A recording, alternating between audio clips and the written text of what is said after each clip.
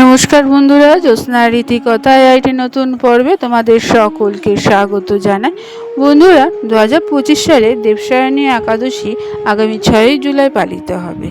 এই দিনে উপবাস করলে ব্যক্তির ধন সম্পদ বৃদ্ধি পায়, সমস্ত পাপও বিনষ্ট হয়। শুধু তাই নয় বন্ধুরা, সাধকরা মোক্ষ লাভ করে। এই সময় ভগবান বিষ্ণুকে কিছু বিশেষ জিনিস নিবেদন করলে তিনি সন্তুষ্ট হন। তিনি ভক্তের উপর আশীর্বাদ বর্ষণ করে। তাই বন্ধুরা, আজকের পর্বে আমরা জেনে নেব যে দেবসায়নী একাদশীর দিন ভগবান বিষ্ণুকে কি কি ভোগ নিবেদন করবে এবং মা লক্ষ্মীর আশীর্বাদ পেতে কি কি উপায় গ্রহণ করবে। তাই স্কিপ না করে পুরো পর্বটি দেখো। ভালো লাগলে অবশ্যই লাইক করে দিও আর শেয়ার করে দিও। পাশে যে বেল আইকনটি রয়েছে তাতে প্রেস করে রেখো, যাতে পরবর্তী ভিডিও নোটিফিকেশন সবার আগে তোমাদের কাছে পৌঁছে যায়। তাহলে চলো বন্ধুরা, আজকের পর্বটি শুরু করা যাক।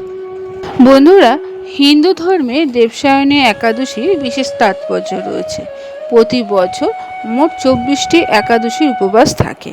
শাস্ত্রে সকল একাদশীর উপবাসের বিভিন্ন তাৎপর্য বর্ণনা করা হয়েছে। হিন্দু ধর্মে বিশ্বাস করা হয় যে দেবসায়নী একাদশীর দিন ভগবান বিষ্ণু 4 মাসের জন্য যোগনিদ্রায় যান। এই দিন থেকে চাতুর্মাস শুরু হয়। দেবসায়নী একাদশী থেকে 4 মাস ধরে ভগবান বিষ্ণু ব্রহ্মাণ্ড নিয়ন্ত্রণ করেন।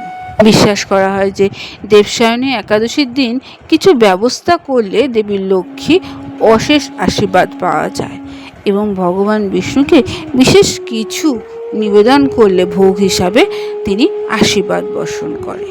তাই বন্ধুরা, এখন এগুলো সম্পর্কে একটু আমরা জেনে নিই। দেবসায়নী একাদশীর দিনে ভগবান বিষ্ণু ও দেবী লক্ষ্মী যথাযথভাবে পুজো করা শুভ বলে মনে করা হয়। বিশ্বাস করা হয় যে এই দিনে পুজোর সময় ভগবান বিষ্ণুকে মিষ্টি, ফল, ফুল, তুলসী পাতা নিবেদন করলে দেবী লক্ষ্মী প্রসন্ন হন। হিন্দু ধর্মে তুলসীকে দেবী লক্ষ্মীর আরেক রূপ হিসাবে বিবেচনা করা হয়। বিশ্বাস করা হয় যে দেবসায়নী একাদশীর দিনে তুলসী পুজো করলে দেবী লক্ষ্মী প্রসন্ন হন, সুখ সমৃদ্ধির আশীর্বাদ বর্ষণ করেন। এছাড়া এই একাদশীর দিনে দেবী লক্ষ্মীর মন্ত্র জপ করা খুবই শুভ। এই দিনে দেবী লক্ষ্মীর আশীর্বাদ পেতে হলে তার 108টি নাম জপ করতে হবে। দেবী লক্ষ্মী সর্বদা পরিষ্কার স্থানে বাস করেন, অতএব এই একাদশীর দিন ঘর পরিষ্কার রাখা উচিত। দেবসায়নী একাদশীর দিন দেবী লক্ষ্মীর আশীর্বাদ পেতে তার কাছে মাখন নিবেদন করা উচিত। দেবী লক্ষ্মীকে পুজো করার জন্য নারকেল, বাতাসা এবং মিষ্টি ইত্যাদি নিবেদন করতে পারো। তাহলে এই সোজা কয়েকটি উপায়ে দেবী আশীর্বাদ লাভ করা যায়।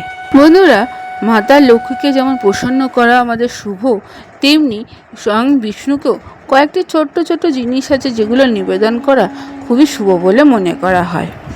যেমন ধরো, ধর্ম বিশ্বাস অনুসারে বন্ধুরা দেবসায়নী একাদশীতে ভগবান বিষ্ণুকে জাফরানের মিষ্টি নিবেদন করা উচিত। জাফরানের ক্ষীরও তৈরি করে ভগবানকে নিবেদন করতে পারো তোমরা। এটি জীবনের সুখ সমৃদ্ধি নিয়ে আসে। এই একাদশীর দিন অবশ্যই ভগবান বিষ্ণুকে কালো তিলের লাড্ডু নিবেদন করবে। এতে মানসিক চাপ, ঋণ, রোগ এবং অন্যান্য সমস্যা দূর হয়। বন্ধুরা, দেবসায়নী একাদশীর দিন ভগবানকে পঞ্জিরি নিবেদন করবে। এটি ধনেপাতা, শুকনো লঙ্কা, ফল দিয়ে তৈরি সাত্বিক আহার। এটি একজন ব্যক্তির সুখ ও সৌভাগ্য বৃদ্ধি করে। আরেকটা জিনিস বন্ধুরা খেয়াল রাখবে যে দেবসায়নী একাদশীতে ভগবান বিষ্ণুর পুজো করলে তাকে দুধ, দই, মধু, চিনি এবং ঘি মিশিয়ে পঞ্চামৃতে নিবেদন করতে হবে। এতে ভগবান বিষ্ণুর আশীর্বাদ আসে, পাশাপাশি আর্থিক সমৃদ্ধিও বজায় থাকে। তাহলে বুঝতে পারছো বন্ধুরা, এই একাদশীর দিন ভগবান বিষ্ণুকে কি কি নিবেদন করবে। বন্ধুরা, দেবসায়নী একাদশী তিথি আগামী 5 জুলাই 2025 সন্ধ্যে 6:58 শুরু হবে এবং এই তিথিটি 6 জুলাই রাত 9:14 শেষ হবে। তাই 6 জুলাই উদয় তিথি অনুসারে দেবসায়নী একাদশী পালন করা হবে। এবং 7ই জুলাই ভোর 5:29 থেকে 8:16 মধ্যে এই দেবসায়নী একাদশী উপবাস পালন। বন্ধুরা, আজকের পর্বটি এখানেই শেষ করলাম। এতক্ষণ আমার ভিডিওটি দেখার জন্য ও শোনার জন্য তোমাদের অসংখ্য ধন্যবাদ।